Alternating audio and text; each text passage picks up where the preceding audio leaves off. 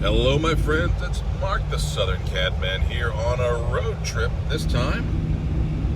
And we're in the deep south, as you can see. Nothing to be seen but pine trees everywhere we go. And you know what we're after. That's right, we're after a Cadillac. And we're going to show you a little bit more about that later on. This is actually a road trip for my dad. He has been itching to find himself a big classic to ride around in.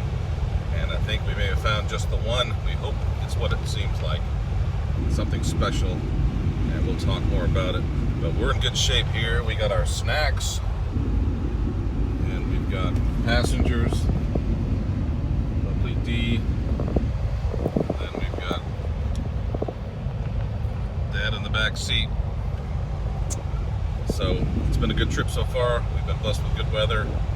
Got to visit some good friends in Alabama along the way. And we are going as far south as, as far south as we need to. They don't call me the Southern Cadman for nothing. Okay, you are now watching video that was sent to me of this car before we went to get it. So I'll give you my impressions. It seemed to be an honest car, clearly covered with dust, been sitting for a while. But the hood hinges are sprung, which is something you're seeing on these 70s cars by now. Hood ornaments missing. Headlights are kind of cockeyed. Has good fillers, which tells me they've been replaced. Has the original hubcaps. These are all good things. You can see some sheen even under the dust. So there's a good looking car under there. The most interesting thing to me is that the vinyl top is missing. So it's a D'Elegance. It would have had a padded vinyl top. And the guy explained to me what happened there, and we'll talk more about that. Window down. Okay, we've arrived here. And here's what we've come for. Hiding in the dust. Okay, here it is. 76 Fleetwood D'Elegance.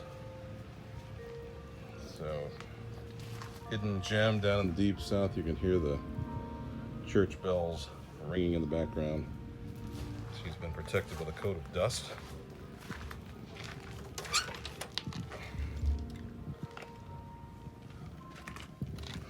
Smells like a 76 Cadillac to me.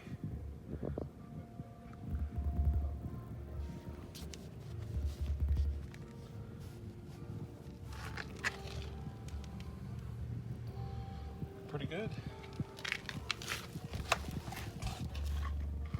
Let's see, I'll have to read it. 76,650. No cracks on the dash. And it's humid in here. Appears to be affecting the camera screen. Anyway. So she's been on the road in the not too distant past. The old gentleman died, but does have good fillers on it. He had the vinyl top removed because of rust was starting to form, and I think that was probably a good thing. So we'll take it from here. Oh. Well, here she is out in the sunshine for the first time in some time. It's always fun to find them nice and dusty. Hinges certainly need a little lube, will help. But the paint seems to be good. Reportedly original, except for what they did around the vinyl top, or the former vinyl top. Very straight car. D'Elegance hubcaps. Fun to find them like this.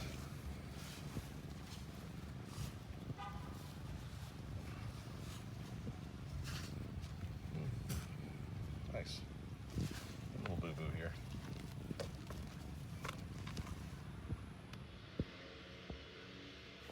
Across the street there, behind the gentleman, is the little garage it came out of. And the garage was basically, I think they're going to tear it down. The termites had gotten to it so bad, so they had to get this car out of there. So, timing was good. He had to pull it out with a tow strap in his truck, and we sort of positioned it good enough to where I can get the winch on it. So, obviously, we're pulling it on now. But no disappointments at all. The car, even in the dust, we could tell it's pretty much what we thought it was going to be. Very solid. That's the great thing about Southern cars. I mean, you pick your poison sometimes, but in the South, you know you're not going to be dealing with any frame rot or anything crazy underneath. A very clean car, and we could verify that, of course, as we got it on the trailer. These cars are getting kind of hard to find. And in the 90s, they got no respect, or in the 80s for that matter. I remember buying these cars, Fleetwoods, Fleetwood D'Elegance, didn't matter. You could buy these cars in the 90s for, I mean, a nice one for like $1,500. It's kind of hard to imagine now that these cars are so undervalued, but totally unappreciated. They got no love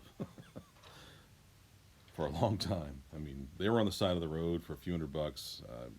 I remember buying a sedan DeVille that had like 60,000 miles on it. Really nice car, good original fillers on it, and it was $800. Nobody wanted them, and it wasn't like, hey, you're getting a great deal on something that's desirable. I mean, these were derby cars, nice ones were getting junked and sent to demolition derbies. And imagine the nice cars that are gone now. So we're thankful to find some of these survivors. I've always had a soft spot for these mid-70s cars for my own reasons, but what a gargantuan, awesome thing that would never exist in today's world. It's so much fun. But yeah, there she is, ready for travel. This car pulled really heavy for some reason. I pulled a lot of 76s, but somehow, I don't know if I just didn't have it balanced right, but it was heavy. Stopped for a couple of pictures on the way back, but didn't get a lot of footage. It was kind of a white knuckle trip in some ways. We'll talk about it in part 2.